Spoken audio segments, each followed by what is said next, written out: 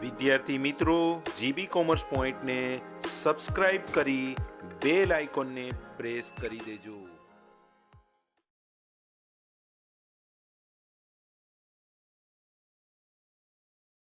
Hello વિદ્યાર્થી મિત્રો, GB commerce પોઈન્ટમાં આપનું હાર્દિક સ્વાગત છે. વિદ્યાર્થી મિત્રો, આજે આપણે ધોરણ 12 નામાના મૂળ તત્વો અને ભાગ 1માં એનું ચેપ્ટર ભાગીદારનો પ્રવેશ ચેપ્ટરમાં આપણે ઉદાહરણ 22 આજે કરવાના છીએ. વિદ્યાર્થીઓ, આપણે પ્રવેશનો દાખલો 7 સ્ટેપમાં કરશું. જેમાં પ્રથમ સ્ટેપ છે દાખલાનું હવાલા સહિત વાંચન કરી જરૂરી ખાતા દોરવા. પ્રથમ સ્ટેપ પ્રમાણે આપણે દાખલાનું વાંચન કરી અને જરૂરી ખાતા આપણે દોરી લીધા છે. જરૂરી ખાતા આપણે 4 દોરવાના છે. પુનઃમૂલ્યાંકન ખાતું, સેકન્ડ ભાગીદારોના મૂડી ખાતા, ત્રીજું રોકડ અને બેંકનું ખાતું અને ચોથું પાકું સરવૈયું. આ 4 ખાતા આપણે દોરી નાખ્યા છે. બીજા સ્ટેપ પ્રમાણે મૂડી અને રોકડ અથવા બેંક ખાતાની શરૂ બાકી લખવી. સાથે જૂની પાઘડી જૂના ભાગીદારો વચ્ચે જૂના પ્રમાણમાં માંડી વાળવી. ભવ્યની મૂડી 4 લાખ છે અને શ્લોકની મૂડી 3 લાખ છે. ભાગીદારોના મૂડી ખાતામાં જમા બાજુ એની શરૂ મૂડી લખવાની હોય. સૌપ્રથમ બાકી આગળ લાવ્યા વિગતમાં લખવાનું અને જૂના ભાગીદારો ભવ્યના ખાનામાં એની મૂડી આવશે જે છે 4 લાખ, જ્યારે શ્લોકની શરૂ મૂડી છે 3 લાખ. રોકડ બેંકની બાકી છે 50,000. રોકડ અથવા બેંક ખાતાની જો શરૂ બાકી હોય તો એ શરૂ બાકી મિલકત લેણા બાજુ આપેલી હોય, જે આપણે રોકડ કે બેંક ખાતામાં ઉધાર બાજુ લખવાની હોય અને એમાં વિગતમાં લખવાનું બાકી આગળ લાવ્યા અને ટૂંકમાં લખી શકીએ છીએ આ લાવ્યા અને એ છે 50,000. વિદ્યાર્થી મિત્રો, જૂની પાઘડી જૂના ભાગીદારો વચ્ચે જૂના પ્રમાણમાં માંડી વાળવાની છે. જૂની પાઘડી 1 લાખ છે અને જૂનું પ્રમાણ જે છે એ 3/2 છે. તો 3/2 જે છે 1 લાખ જે છે એ 3/2 ના પ્રમાણમાં જૂના ભાગીદારો વચ્ચે માંડી વાળવાનું. જ્યારે પણ કોઈ વસ્તુ માંડી વાળવાની હોય ભાગીદારો વચ્ચે, તો ભાગીદારોના મૂડી ખાતે ઉધાર થાય અને જે તે વસ્તુ હોય એના ખાતે જમા થાય. અહીંયા પાઘડી છે તો પાઘડી ખાતે આપણે જમા કરશું. 1 લાખ છે પાઘડી, તો 1 લાખ એની ભાંગા કુલ પ્રમાણ 5 છે, કારણ કે 3/2 એટલે 3 + 2 = 5 થાય, તો ભાંગ્યા 5 કરી નાખવાનું. પછી 2 વખત ગુણાકારની નિશાની દબાવવાની, 1 અને 2. ત્યાર પછી 3 કરવાનું. પહેલા 3 છે એટલે 3, પછી બરાબરની નિશાની એટલે 60,000 આવ્યા પહેલાના ભાગે, ભવ્યના ભાગે. એ જ રીતે બીજી કોઈ કી દબાવ્યા વગર 2 કરવાનું. 3 પછી 2 છે એટલે 2 બરાબર 40,000 આવ્યા. શ્લોકના ભાગે 40,000 આવે છે. તો એની આમનોંધ આપણે કરશું તો ભવ્યના મૂડી ખાતે ઉધાર 60,000, શ્લોકના મૂડી ખાતે ઉધાર 40,000, તે જૂની પાઘડી ખાતે 1 લાખ. હવે વિદ્યાર્થી મિત્રો, આની અસર આપણે મૂડી ખાતામાં આપવાની છે. તો મૂડી ખાતામાં ઉધાર બાજુ લખ્યું છે, તો આપણે મૂડી ખાતામાં ઉધાર બાજુ જઈ વિગતના ખાનામાં વિરુદ્ધ અસર એટલે કે પાઘડી ખાતે લખશું અને ભવ્યના ખાનામાં 60,000 અને શ્લોકના ખાનામાં 40,000. તો મૂડી ખાતામાં ઉધાર બાજુ આપણે આવીએ, વિગતમાં લખીએ પાઘડી ખાતે ભવ્યના ખાનામાં 60,000, શ્લોકના ખાનામાં 40,000. ત્રીજા સ્ટેપ પ્રમાણે હવાલા કરવા અને ત્યાગ ન આપ્યું હોય તો ત્યાગ શોધવું. ત્રીજા સ્ટેપ પ્રમાણે ભવ્ય અને શ્લોકનું આપણે ત્યાગ શોધવું પડશે, કારણ કે ત્યાગ આપેલો નથી, પરંતુ જૂનું પ્રમાણ 3/2 છે અને નવું પ્રમાણ આપ્યું છે 2/1/2. આ છેલ્લું અંતિમ આવે એ નવો ભાગીદાર છે એનું છે 2. તો ત્યાગનું સૂત્ર જે છે એ જૂનો ભાગ માઇનસ નવો ભાગ છે. તો સૌપ્રથમ પહેલા ભવ્યનો ત્યાગ આપણે શોધીએ તો સૂત્રમાં રકમ મૂકીએ. જૂનો ભાગ છે ભવ્યનો 3/, કુલ ભાગ 5 માઇનસ નવો ભાગ છે અનુક્રમ પ્રમાણે હોય એટલે 2 આવે પહેલું, તો 2/, એનો પણ કુલ ભાગ છે 5. હવે બંનેમાં છેદ સરખા હોય તો માત્ર અંશનો જ આપણે અંશની જ માત્ર બાદબાકી કરવાની હોય, એટલે 3માંથી 2 જશે તો 1/5 આવશે. શ્લોકનો ત્યાગ તો 2/5 છે જૂનો ભાગ માઇનસ નવો ભાગ છે 1/5. અહીંયા પણ છેદ સરખા છે, માત્ર અંશની બાદબાકી થશે. 2માંથી 1 જાય એટલે 1/5. આપણે જોઈ શકીએ છીએ કે બંનેના ત્યાગ જે છે એ સરખા છે. અંશમાં બંનેમાં 1 છે અને છેદમાં પણ બંનેમાં 5 છે. માટે કહી શકીએ કે એ ત્યાગ જે છે ત્યાગનું પ્રમાણ 1:1 આવ્યું છે. તો સરખા ભાગે આપણે પાઘડીની વહેંચણી કરવી પડશે. પ્રથમ હવાલો આયુષ ₹5 લાખ મૂડી તરીકે અને 1 લાખ પાઘડી પેટે રોકડા લાવશે. વિદ્યાર્થી મિત્રો, પ્રથમ હવાલા પ્રમાણે નવો ભાગીદાર જે આયુષ છે એ મૂડી રોકડમાં લાવ્યો છે અને પાઘડી પણ રોકડમાં લાવ્યો છે. સૌ પ્રથમ આપણે મૂડીની આમનોંધ કરીએ.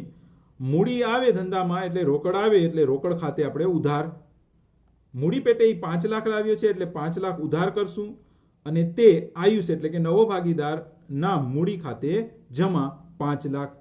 તો આમનોંધ પ્રમાણે એની અસર આપી દઈએ. રોકડ ખાતું પણ આપણે બનાવેલું છે અને આયુષનું મૂડી ખાતું પણ આપણે બનાવેલી છે. એટલે સૌપ્રથમ રોકડ ખાતામાં આપણે ઉધાર બાજુ આવીએ. રોકડ ખાતામાં ઉધાર બાજુ અને વિગતમાં વિરુદ્ધ અસર આયુષના મૂડી ખાતે રકમ છે 5 લાખ. બીજી અસર ભાગીદારોના મૂડી ખાતામાં જમા બાજુ અને એની વિરુદ્ધ અસર થશે આમનોંધ પ્રમાણે રોકડ ખાતે. આયુષના ખાનામાં 5 લાખ.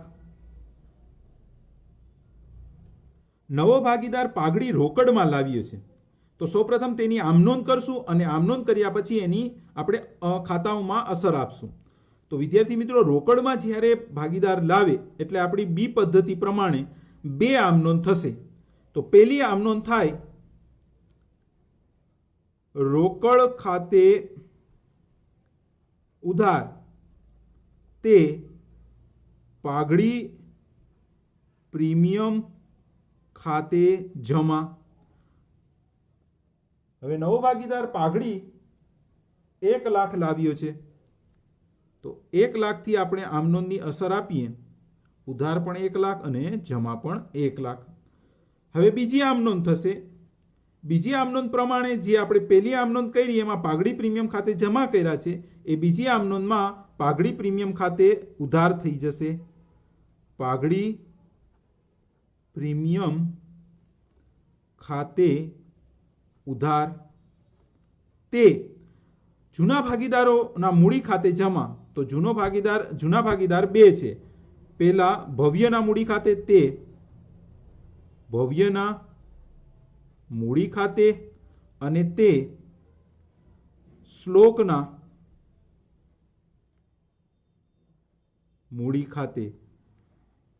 પાઘડી પ્રીમિયમ ખાતે પાઘડી 1 લાખ છે જે ઉપર જમા કરી છે એ જ રકમ અહીંયા ઉધાર થશે અને ભવ્યના મૂડી અને શ્લોકના મૂડી ખાતે જમા એ કયા પ્રમાણમાં આપણે કરશું?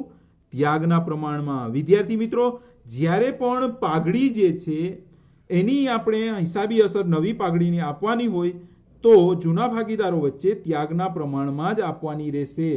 ભાગીદારના પ્રવેશમાં ત્યાગ છે એ બંનેનો સરખો આવ્યો છે 1:1 માટે 1 લાખ છે એ સરખા પ્રમાણે આપણે વહેંચશું. 50,000 ભવ્યના ભાગે અને શ્લોકના મૂડી ખાતે આવશે 50,000. બંનેના મૂડી ખાતે 50,000 આવશે. આમનોંધની આપણે અસર આપીએ. રોકડ ખાતે ઉધાર તે પાઘડી પ્રીમિયમ ખાતે જમા છે. પાઘડી પ્રીમિયમ ખાતું આપણે બનાવ્યું નથી એટલે રોકડ ખાતે ઉધાર જે છે એની આપણે અસર આપવાની થાય.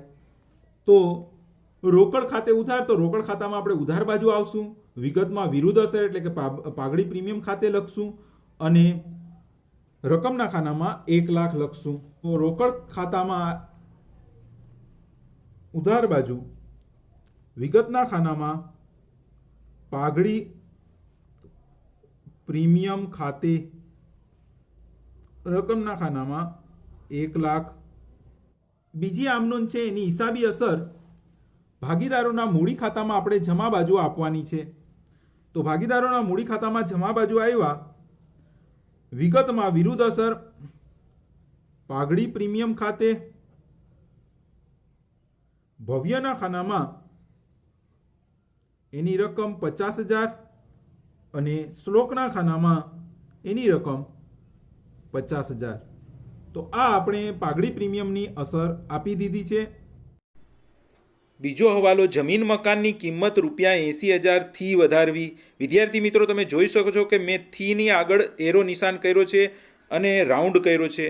જ્યારે પણ વિદ્યાર્થીઓ હવાલામાં થી શબ્દો હોય અને એની આગળ જે રકમ હોય તો એ રકમને આપણે તૈયાર વધારો કે ઘટાડો સમજવો અને એની અસર એ રકમથી આપણે પુનઃમૂલ્યાંકન ખાતામાં અસર આપશું. જ્યારે પાકા સરવૈયામાં જે તે મિલકતમાં એ કિંમત વધારો થતો હોય, અહીંયા વધારો થાય છે તો પ્લસ કરી અને અસર આપવાની રહેશે. કોઈ પણ મિલકતની કિંમતમાં વધારો થાય તો એ આપણા માટે ફાયદો કહેવાય, એટલે કે પેઢી માટે ફાયદાકારક છે. તો પેઢી માટે ફાયદો કરે, નફો કરે એ વસ્તુ પુનઃમૂલ્યાંકન ખાતામાં જમા બાજુ આપણે લખવાની છે. તો જમા બાજુ આપણે પુનઃમૂલ્યાંકન ખાતામાં લખીએ. વિગતના ખાનામાં જમીન મકાન ખાતે અને જે વધારો થયો હોય એ જ અહીંયા લખવાનું હોય. તો વધારો છે 80,000. યાદ રાખજો વિદ્યાર્થી મિત્રો, પુનઃમૂલ્યાંકન ખાતામાં મિલકત કે દેવામાં કે વધારો કે ઘટાડો થાય એ જ રકમથી અહીંયા અસર આપવાની હોય. અને એની બીજી અસર આપણે પાકા સરવૈયામાં આપશું. જે નવી કિંમત બની હોય એ નવી કિંમતથી આપણે પાકા સરવૈયામાં અસર આપવાની હોય. તો વિદ્યાર્થી મિત્રો, જમીન મકાન એની જૂની કિંમત છે 3,50,000 પ્લસ વધારો જે આપણે પુનઃમૂલ્યાંકનમાં જમા બાજુ લખ્યો છે 80,000. બંનેનો સરવાળો કરતા 4,30,000. ત્રીજો હવાલો યંત્રોની કિંમત ₹1,60,000 સુધી ઘટાડવી. વિદ્યાર્થીઓ, તમે જોઈ શકો છો કે સુધી શબ્દ ઉપર મેં એરો અને રાઉન્ડ કરેલા છે. સુધી શબ્દ જ્યારે આવે તો એની આગળની જે રકમ હોય, જે 1,60,000 અત્યારે છે, એને નવી કિંમત જવાબદારી અથવા મિલકતની ગણવી અને આ કિંમતથી જ આપણે પાકા સરવૈયાની મેઇન કોલમમાં રકમ લખશું. પુનઃમૂલ્યાંકન ખાતામાં પાકા સરવૈયામાં આપેલ જૂની કિંમત 2 લાખ અને હવાલામાં અત્યારે જે આપી છે કિંમત 1,60,000, એ બંને વચ્ચેનો તફાવત 40,000 રૂપિયાથી પુનઃમૂલ્યાંકન ખાતે અસર આપશું. યંત્રોની નવી કિંમત જૂની કિંમત કરતાં ઓછી હોવાથી આ કિંમત ઘટાડો કહેવાશે. બીજા હવાલા પ્રમાણે યંત્રોની કિંમતમાં ઘટાડો થયો છે. તો કોઈ પણ મિલકતની કિંમતમાં ઘટાડો થાય તો એ આપણા માટે નુકસાન કહેવાય અને પુનઃમૂલ્યાંકન ખાતામાં આપણે નુકસાન ઉધાર બાજુ લખવો પડે. તો પુનઃમૂલ્યાંકનમાં ઉધાર બાજુ યંત્ર ખાતે અને એની કિંમતમાં ઘટાડો થયો છે 40,000. તો માત્ર ઘટાડાની રકમ જ અહીંયા લખવાની હોય. બીજી અસર પાકા સરવૈયામાં મિલકત લેણા બાજુ યંત્રો અંદરની કોલમમાં જૂની કિંમત 2 લાખ બાદ ઘટાડો 40,000 બાદ કર્યા પછીની નવી કિંમત 12ની કોલમમાં 1,60,000. ચોથો હવાલો દેવાદારો પર 10% ગાલખાદ અનામત રાખવી. દેવાદારો અંદરની કોલમમાં 1,20,000 જે છે એના ઉપર હવાલાની 10% ગાલખાદ અનામત આપણે ગણશું. 1,20,000 ઉપર 10% નવી ગાલખાદ અનામત થશે 12,000. એ 12,000માંથી જૂની ગાલખાદ અનામત 10,000 બાદ કરીએ એટલે આપણને વધારો મળશે જે 2,000 છે. આ 2000 ગાલખાદ અનામતમાં જે વધારો છે એ આપણા માટે પેઢી માટે નુકસાન કહેવાય. તો નુકસાન જે છે એ પુનઃમૂલ્યાંકન ખાતામાં ઉધાર થશે. અને એની બીજી અસર પાકા સરવૈયામાં મિલકત લેણા બાજુ દેવાદારો અંદરની કોલમમાંથી નવી જે ગાલખાદ અનામત છે એ આપણે બાદ કરશું. ગાલખાદ અનામત જૂની હતી, નવી 12,000 થઈ અને જૂની એમાંથી બાદ કરવાની 10,000, તો 2,000 જે છે એ વધારો છે ગાલખાદ અનામતનો. અને ગાલખાદ અનામતનો વધારો એ પુનઃમૂલ્યાંકનમાં ઉધાર બાજુ આપણે લખશું. એની બીજી અસર પાકા સરવૈયામાં મિલકત લેણા બાજુ દેવાદારો પાઠ્યપુસ્તકમાં જે અંદરની કોલમમાં આપેલ છે એ આપણે અહીંયા લખવાના 1,20,000 અંદરની કોલમમાં જ. બાદ ગાલખાદ અનામત કઈ બાદ કરવાની? નવી ગાલખાદ અનામત છે 12,000. તો 12,000 આપણે બાદ કરતા 12ની કોલમમાં આવશે 1,08,000.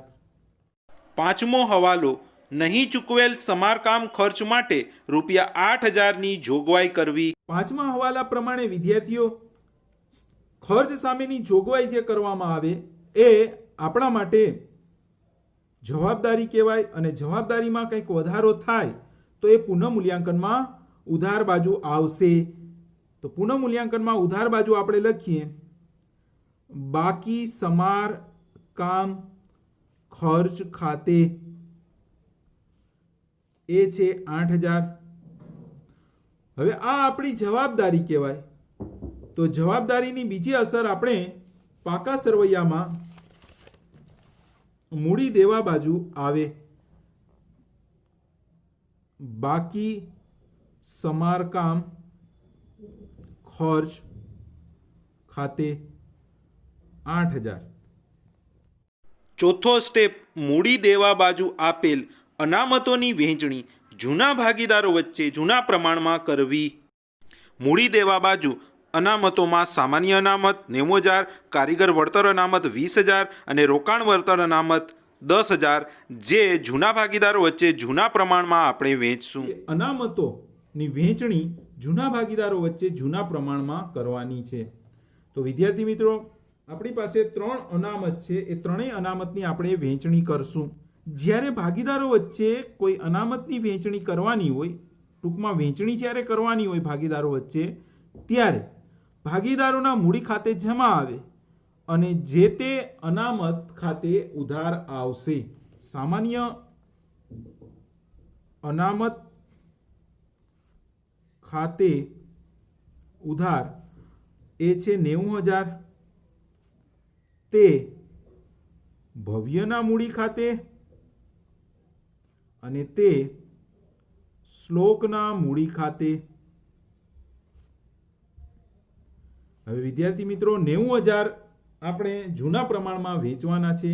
ફરી વખત હું તમને સમજાવી દઉં. જૂનું પ્રમાણ જે છે એ 3/2 છે.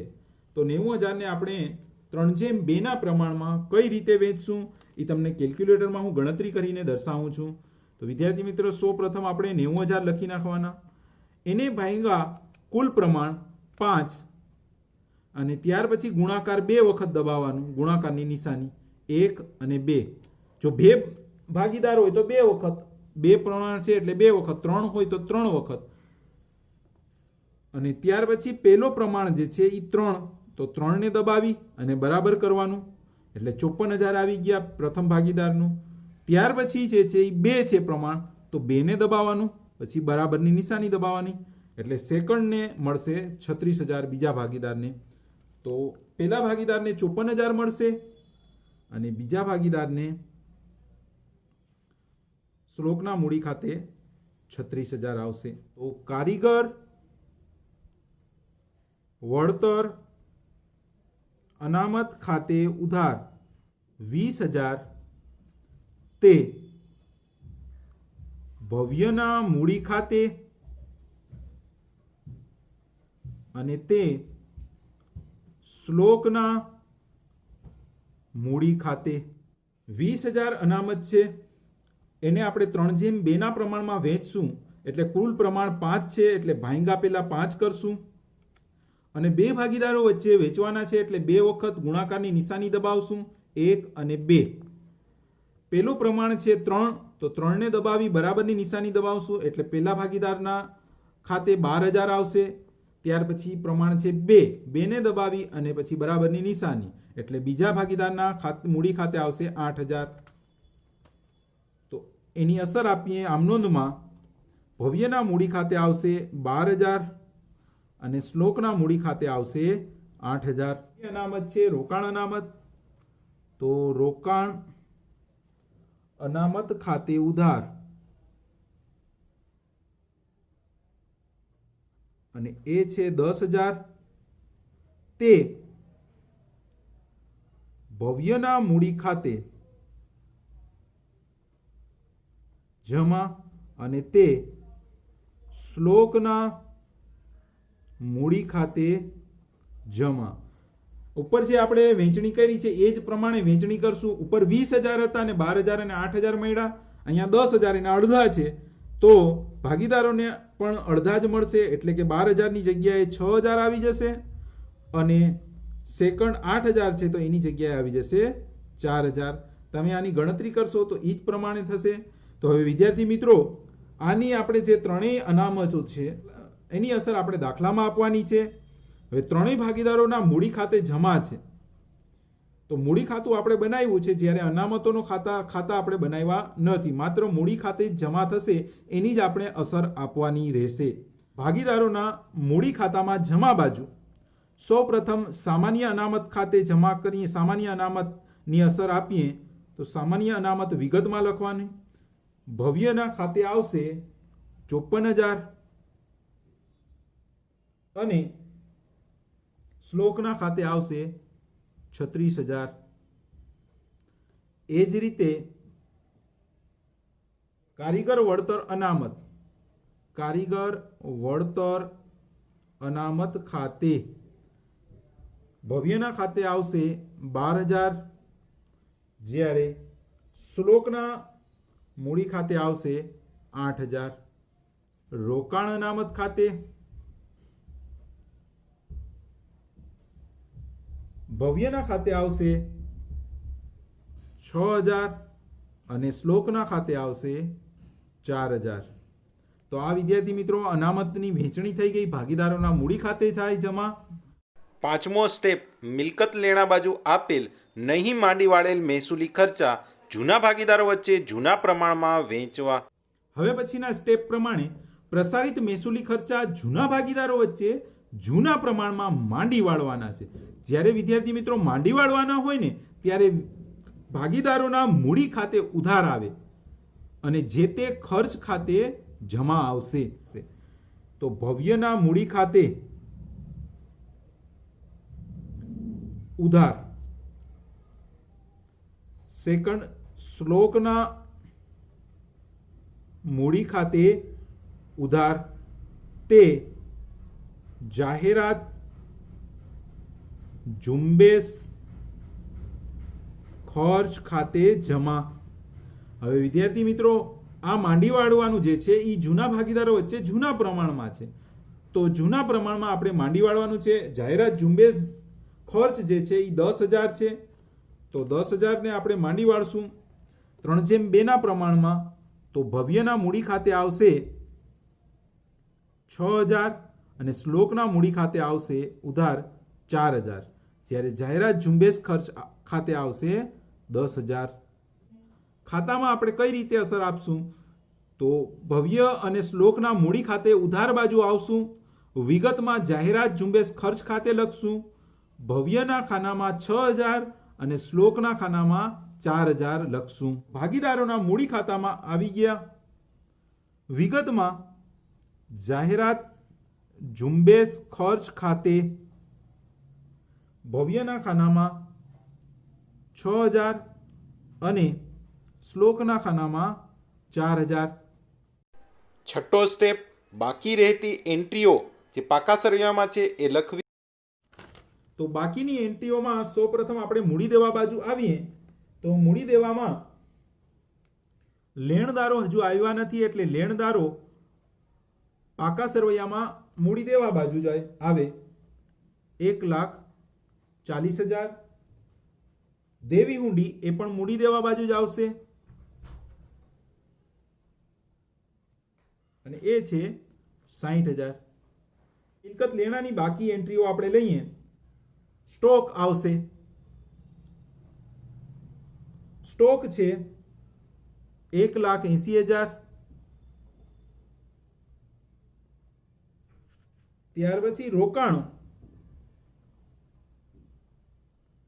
રોકાણો છે 20,000. સાતમો અને અંતિમ સ્ટેપ ખાતાઓ બંધ કરવા. પાકું સરવૈયું પણ એમાં બંધ કરવાનું રહેશે. મિત્રો, ખાતા બંધ કરવામાં સૌપ્રથમ આપણે પુનઃમૂલ્યાંકન ખાતું બંધ કરવાનું હોય તો પુનઃમૂલ્યાંકન ખાતું બંધ કરીએ. જે બાજુનો સરવાળો વધુ હોય એ બંને બાજુ આપણે મૂકવાનું હોય. તો વિદ્યાર્થી મિત્રો, પુનઃમૂલ્યાંકનમાં જમા બાજુનો સરવાળો વધુ છે 80,000, જે આપણે ઉધાર બાજુ મૂકીએ 80,000. જે બાજુ ઘટ હોય ત્યાં આપણે બાકી લખવાની હોય. હવે જમા બાજુનો પુનઃમૂલ્યાંકનનો સરવાળો વધુ હોવાથી જે બાકી ઉધાર બાજુ આવશે એને કહેશું આપણે પુનઃમૂલ્યાંકન નફો. નફો આપણે ક્યાં લઈ જવાનું હશે કે જૂના ભાગીદારોના મૂડી ખાતે આપણે લઈ જશું. કયા પ્રમાણમાં વેચશું તો કે જૂના પ્રમાણમાં. ભવ્ય અને શ્લોક 3:2 ના પ્રમાણમાં આપણે વેચશું. હવે બાકી કેટલી આવશે તો 80,000 માંથી ઉપરની 3 એન્ટ્રીઓ બાદ કરતા આપણને નફો મળશે 30,000. એ 30,000 3:2 ના પ્રમાણમાં એટલે કે જૂના પ્રમાણમાં આપણે ભવ્ય અને શ્લોક વચ્ચે વેચશું. તો ભવ્યના ભાગે આવશે 18,000 અને શ્લોકના ભાગે આવશે 12,000. પુનઃમૂલ્યાંકન ખાતામાં આપણે નફાની અસર ઉધાર બાજુ આપેલી છે, તો મૂડી ખાતામાં આપણે એની બીજી અસર જમા બાજુ આપશું. ભાગીદારોના મૂડી ખાતામાં જમા બાજુ વિગતના ખાનામાં લખશું પુનઃમૂલ્યાંકન ખાતે. ભવ્યના ખાનામાં 18,000 અને શ્લોકના ખાનામાં 12,000. ભાગીદારોના મૂડી ખાતા બંધ કરીએ તો ભાગીદારોના મૂડી ખાતાની પણ જે બાજુ મૂડી ખાતા પણ એ જ રીતે બંધ કરવાના હોય. જે બાજુનો સરવાળો વધુ હોય એ બંને બાજુ મૂકી અને જે બાજુ ઘટ હોય ત્યાં બાકી મૂકવાની હોય. તો વિદ્યાર્થી મિત્રો, અહીંયા ભાગીદારોના મૂડી ખાતામાં જમા બાજુનો જ ત્રણેય ભાગીદારોનો સરવાળો વધુ દેખાય છે, માટે જમા બાજુનો સૌપ્રથમ આપણે સરવાળો કરશું. આયુષનો સરવાળો છે 5 લાખ, શ્લોકનો સરવાળો છે 4,10,000 અને ભવ્યનો સરવાળો છે 5,40,000. જે આપણે ઉધાર બાજુ મૂકી દઈએ. ભવ્યના ખાનામાં 5,40,000, શ્લોકના ખાનામાં 4,10,000 અને આયુષના ખાનામાં 5 લાખ. હવે આપણે બાકી કાઢીએ. તો વિદ્યાર્થી મિત્રો, આ બાકીને આપણે કહેશું બાકી આગળ લઈ ગયા, જેને આપણે ટૂંકમાં લખી શકીએ છીએ, જગ્યા ન હોય એટલે આ લઈ ગયા. 5,40,000 માંથી ઉપરની 2 એન્ટ્રીઓ બાદ કરતા ભવ્યની બાકી નીકળશે 4,74,000. એ જ રીતે શ્લોકના ખાનામાં ટોટલ અહીંયા છે 4,10,000. 4,10,000 માંથી ઉપરની 2 એન્ટ્રીઓ બાદ કરતા એની બાકી નીકળશે 3,66,000. જ્યારે આયુષનો અહીંયા સરવાળો આપણે મૂક્યો છે 5 લાખ. એ 5 લાખમાંથી ઉપર એક પણ એન્ટ્રી નથી, એટલે એની બાકી 5 લાખની 5 લાખ જ રહેશે. હવે વિદ્યાર્થી મિત્રો, આ મૂડી ખાતાની અંતિમ બાકી જે હોય એ પાકા સરવૈયામાં મૂડી તરીકે દર્શાવવાની હોય, અને મૂડી જે છે એ પાકા સરવૈયામાં મૂડી દેવા બાજુ આવે.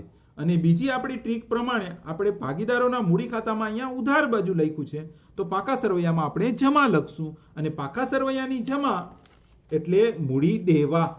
તો મૂડી દેવામાં ઉપરની સાઈડ મૂડી તરીકે દર્શાવીએ. ત્રણેય ભાગીદારો ભવ્ય, શ્લોક અને આયુષ. ભવ્યની છે 4,74,000, શ્લોકની છે 3,66,000 અને આયુષની છે 5 લાખ. ત્રણેયના મૂડીનો સરવાળો 12ની કોલમમાં લખીએ 13,40,000. મિત્રો આપણે રોકડ ખાતું બંધ કરીએ. ઉધાર બાજુ જે એન્ટ્રીઓ છે, જમા બાજુ એક પણ એન્ટ્રી નથી, એટલે ઉધાર બાજુનો જ સરવાળો આવશે અને જે સરવાળો હશે એ જ બાકી નીકળશે.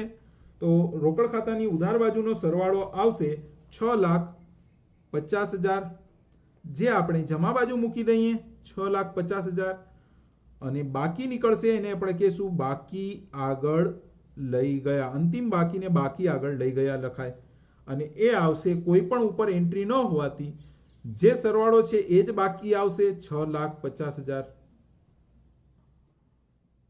આ જે બાકી છે એ રોકડ ખાતાની આખર બાકી કહેવાય અને રોકડ જે છે એ મિલકત છે, માટે પાકા સરવૈયામાં આપણે મિલકત લેણા બાજુ લખશું રોકડ 6,50,000. હવે વિદ્યાર્થી મિત્રો પાકા સરવૈયાનો બંને બાજુનો આપણે સરવાળો કરશું. જો બંને બાજુનો સરખો સરવાળો આવે તો એનો અર્થ છે કે આપણો દાખલો ગાણિતિક દ્રષ્ટિએ સાચો કહેવાય. તો વિદ્યાર્થી મિત્રો બંને બાજુનો સરવાળો સરખો આવે છે અને એ છે 15,48,000. મૂડી દેવાનો પણ એ જ સરવાળો આવે છે 15,48,000. તો વિદ્યાર્થી મિત્રો બંને બાજુ સરવાળો પાકા સરવૈયાનો સરખો છે. તો આ દાખલો અહીંયા કમ્પ્લીટ થાય છે. આશા રાખું છું કે તમને આ દાખલો વ્યવસ્થિત સમજાઈ ગયો હશે. તો આના જેવો જ સ્વાધ્યાયનો 8મો દાખલો તમારે કરવાનો રહેશે.